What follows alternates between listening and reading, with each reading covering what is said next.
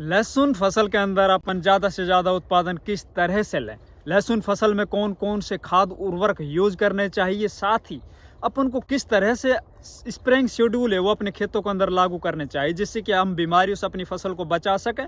साथ ही साथ हमारा जो उत्पादन है वो पिछले साल की अपेक्षा अब की बार ज़्यादा से ज़्यादा हो। अभी अधिकतर किसान है वो अपने खेतों के अंदर निदाई गुड़ाई कर रहे होंगे और बहुत से किसान है वो दूसरी या तीसरी सिंचाई कर रहे होंगे। उनके दिमाग में सिर्फ ये बात चल रही होगी कि अब अपन को जो भी खाद डालना है तो कौन कौन से खाद इस वक्त अपन को डालना है। दोस्तों मैं आप लोगों को बता देता हूँ, ये वो समय है जब आपकी फसल का उत्पादन निश्चित हो रहा होता है, क्योंकि जब किसी भी अपन इमारत को बनाने जा रहे होते हैं तो उसके अंदर जो नीचे से उसके फाउंडेशन होता है उसको अगर अपन मजबूत बनाएंगे, उसकी नींव को मजबूत करेंगे, उतनी ही ऊंचाई तक उस बिल्डिंग को अपन लेके जा सकते हैं। सही से उसमें अपन फर्टिलाइजर यूज करेंगे, साथ ही नीचे से उसमें कुछ पेस्टिसाइड यूज करेंगे तो हमारी जो बुनियाद है बहुत अच्छे से बन पाएगी, जिससे कि हमारी आगे जाके फसल है वो ज़्यादा से ज़्यादा पत्तियों से भर जाएगी और उसका जो तना है बहुत अच्छा मोटा होगा और हमारा जो कंद है वो शानदार और एकदम वाइट होगा। तो इन सब जानकारियों को लेकर हाजिर हूँ दोस्तों। नमस्कार, मैं इंद्रपाल यादव स्वागत करता हूँ आपका अपने YouTube चैनल देश की जान हमारे किसान चैनल पर। तो अपन को करना क्या है, जिन किसान भाइयों की फसल 20 दिन से ऊपर हो चुकी है वो सिंचाई अगर कर रहे हैं बगैर निदाई गुड़ाई के, तो आप सिर्फ और सिर्फ इस वक्त नाइट्रोजन दीजिए। नाइट्रोजन आप दो तरह से दे सकते हो, या तो आप यूरिया लीजिए पर एकड़ 25 से 30 किलो, क्योंकि लहसुन फसल के अंदर ज़्यादा नाइट्रोजन भी घातक सिद्ध होता है। क्योंकि ज़्यादा नाइट्रोजन अपनी फसलों के अंदर दे देंगे तो उसके अंदर फिर दो तीन कोपले नीचे से निकलने लग जाएगी, उसका जो कंद है वो फटने की शिकायत आने लग जाएगी। तो आप 20 से 25 किलो यूरिया अपने खेतों के अंदर छिटक के दे दीजिए, या फिर आप नाइट्रोजन दूसरे तरीके से दे सकते हो। आप अमोनियम सल्फेट लगभग 25 किलो पर एकड़ के हिसाब से अपने खेतों के अंदर दे दीजिए। इसमें आपके नाइट्रोजन की पूर्ति भी हो जाएगी, साथ ही सल्फर है वो एक्स्ट्रा फसल को मिल जाएगी। तो जिन किसान भाइयों की फसल है 30 दिन से ऊपर हो चुकी है, निदाई गुड़ाई कंप्लीट हो चुकी है और वो अब सिंचाई की सोच रहे हैं, तो सिंचाई करने से पहले आप सबसे पहले डीएपी लीजिए। डीएपी पर एकड़ के हिसाब से मैं बताऊं आप लोगों को तो लगभग 35 से 40 किलो डीएपी पर एकड़ लीजिए।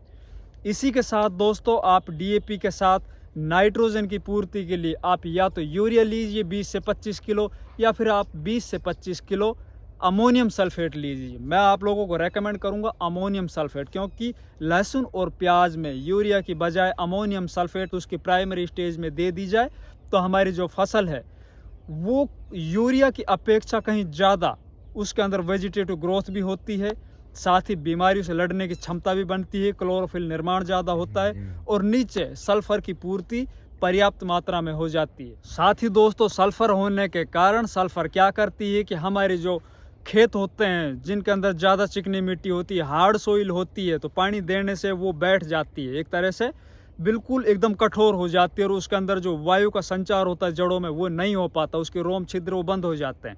तो सल्फर का काम यही है कि उन रोम छिद्रों को खोलेगा, एक तरह से मिट्टी को थोड़ा भुरभुरा करेगा।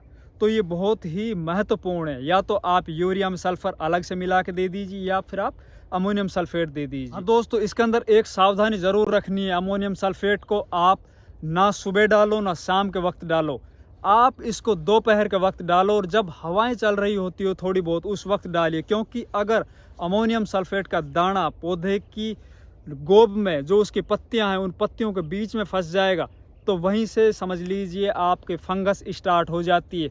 या तो आप इसको ड्रम के अंदर घोल लीजिए, पानी जब आप चलाओ उस वक्त आप इसको फ्लड कीजिए, सबसे बढ़िया तरीका है ये।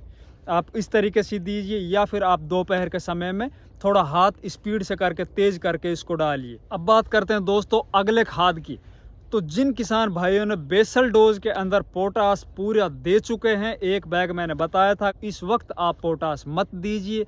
जिन किसानों ने पोटास की अवेलेबिलिटी उस वक्त नहीं की अपने खेतों में, पोटास उस वक्त नहीं दे पाए किसी कारणवश, तो आप इस वक्त लगभग 20 किलो पर एकड़ के हिसाब से MOP या SOP 15 किलो इन्हीं खादों के अंदर मिला सकते हो। अब बात करते हैं दोस्तों ह्यूमिक एसिड।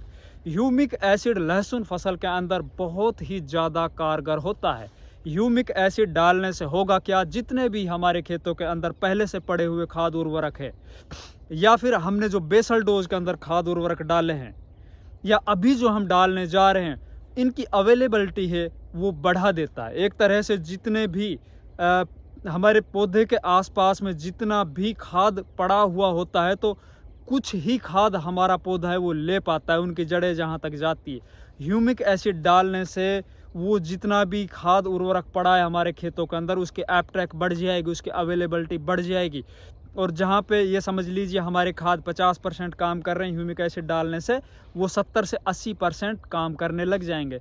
तो आप किसी बढ़िया कंपनी का ह्यूमिक एसिड वो अलग अलग मात्रा में और अलग अलग परसेंट के हिसाब से मिलता है। आप किसी भी फर्टिलाइज़र दुकान पे जाइए, उनसे बात कीजिए, किसी बढ़िया कंपनी का ह्यूमिक एसिड अपने खेतों के अंदर ला के डालिए। अब बात करते हैं दोस्तों अपन को नीचे से रूट जोन जो सबसे महत्वपूर्ण होता है किसी भी फसल के जो प्राइमरी स्टेज होती है, और विशेषकर लहसुन फसल में मैं बात करूं तो लहसुन फसल के अंदर रूट जोन है सबसे ज़्यादा इम्पोर्टेंट है। क्योंकि शुरुआत के अंदर जब फसल की बुनियाद ही कमज़ोर होगी तो हमारी फसल है वो निश्चित तौर पर हल्की होगी और उसको उत्पादन वो कम निकलेगा। तो रूट जोन को बढ़िया करने के लिए उसकी बढ़िया रूट, उसकी बढ़िया जड़ें नीचे गहराइयों तक जाए, साथ ही एकदम वाइट रूट हो, उस बीमारियों से बची रहे। आप लोग देख रहे होते हो कि आप जो कलियां लगाते हो वो सड़ जाती है, या हमारा कंद जब बनने लगता है उस टाइम पे भी सड़ जाते हैं, या कुछ पौधे हमारे खेतों के अंदर ऐसे दिखाई देते हैं बिल्कुल एकदम पीले पीले खड़े हुए होते हैं, वो बिल्कुल ग्रोथ नहीं कर रहे होते। उनको हाथ लगाओगे आप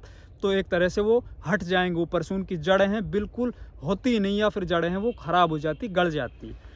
तो इसके अंदर आखिर कौन सी प्रॉब्लम आती है? तो एक तो अपन जिन खेतों के अंदर लगातार ज़्यादा सिंचाई कर रहे होते हैं उनके अंदर ये प्रॉब्लम बनेगी। तो अपन ने अपने खेतों के अंदर इस वक्त गुड़ाई कर चुके हैं। हम गुड़ाई करने से क्या होगा, जितनी भी हमारे खेतों के अंदर ज़्यादा नमी है एक तो वो नमी ख़त्म हो जाएगी, सीधा सूर्य का प्रकाश जड़ों के अंदर जाएगा। सूर्य का प्रकाश जड़ों के अंदर जाने से नमी ख़त्म हो जाएगी, जितना भी नीचे फंगस थोड़ा बहुत बना था वो ख़त्म हो जाएगा। लेकिन दोस्तों अब हमें इस वक्त जब हम खाद डाल रहे होते हैं, सिंचाई कर रहे होते हैं, उस वक्त हमें या तो क्लोरोपाइरिफॉस 20% इसी 1 लीटर पर एकड़ के हिसाब से दे दो आप। बहुत से खेतों के अंदर टर्माइट की समस्या होती है और वाइट ग्रब जो एक सफ़ेद कीड़ा होता है उसकी भी समस्या देखी जाती है।